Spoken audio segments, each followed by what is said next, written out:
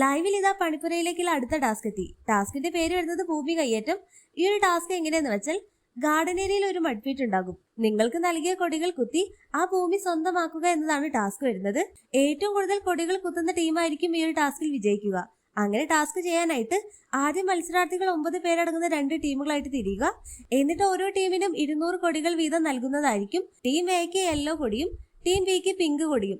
അങ്ങനെ ബസർ ശബ്ദം കേൾക്കുമ്പോൾ എല്ലാവരും മഡ്ഫീറ്റിൽ നിന്ന് ഇറങ്ങി പരമാവധി കൊടികൾ കുത്തുക.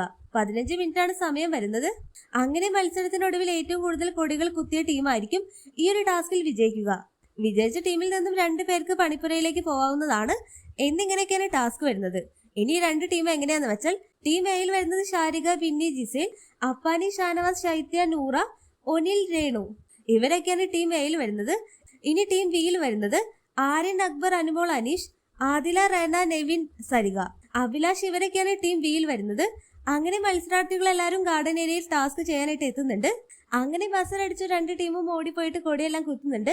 എന്നാൽ ടീം എ കുത്തുന്ന കൊടിയെല്ലാം ടീം ബി എടുത്തുകൊണ്ട് വലിച്ചെറിയുന്നു. ടീം ബി കുത്തുന്ന കൊടിയെല്ലാം ടീം എ എടുത്ത് വലിച്ചെറിയുന്നു. എന്തായാലും ഒരു 1.5 ടാസ്ക് തന്നെ. കൊടി കുത്താതെ നിൽക്കാൻ വേണ്ടിയിട്ട് കൈയും കാലെല്ലാം പിടിച്ച് വലിക്കുന്നുണ്ട്. അനീഷ് ആണെങ്കിൽ ആദിലയുടെ മേത്ത് കയറി കിടക്കുന്നു. അപ്പോൾ ബിഗ് ബോസ് പറയുന്നു, ഫൈറ്റ് വേണ്ട, എല്ലാവരും സൂക്ഷിച്ച് ചെയ്യുക. അതുപോലെ തന്നെ അനീഷിനോട് പറയുന്നു സൂക്ഷിച്ച് ചെയ്യണം, ശ്വാസമൊക്കെ കിട്ടുന്ന രീതിക്ക്.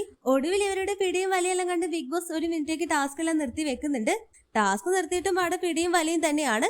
പിന്നീട് വീണ്ടും ടാസ്ക് തുടങ്ങുന്നു. പൊരിഞ്ഞ പിടിയും വലിയും ആർപ്പും വിളിയെല്ലാമാണ് നടക്കുന്നത്. ഒടുക്കം ടാസ്ക് അവസാനിച്ചപ്പോൾ ബസർ അടിച്ചു. എന്നാൽ ബസർ അടിച്ചിട്ട് ഇവരാരും ടാസ്ക് നിർത്തുന്നില്ല. അങ്ങനെ ബിഗ് ബോസ് കട്ട കലിപ്പിൽ ബസർ നിർത്താതെ അടിക്കുന്നു. എന്നിട്ടും ആരും അവിടെ ടാസ്ക് നിർത്തുന്നില്ല. എന്നിട്ട് ബിഗ് ബോസ് പറയുന്നു ആര്യൻ കൺഫെഷൻ റൂമിലേക്ക് വരിക, ബാക്കിയുള്ളവരെല്ലാരും ലിവിംഗ് റൂമിൽ വന്നിരിക്കുക. എന്തെല്ലാം കട്ട കലിപ്പിലാണ് ബിഗ് ബോസ് അവിടെ പറയുന്നത്. എന്നിട്ട് ബിഗ് ബോസ് ആര്യനോട് പറയുന്നു ടാസ്കിൽ ആർക്കെങ്കിലും എന്തെങ്കിലും പറ്റിയോ എന്ന് നോക്കിയിട്ട് അത് എത്രയും പെട്ടെന്ന് എന്നെ അറിയിക്കാനായിട്ട് ബിഗ് ബോസ് അവിടെ പറയുകയാണ്. എന്തായാലും ഒരു 1.5 ടാസ്ക് തന്നെ.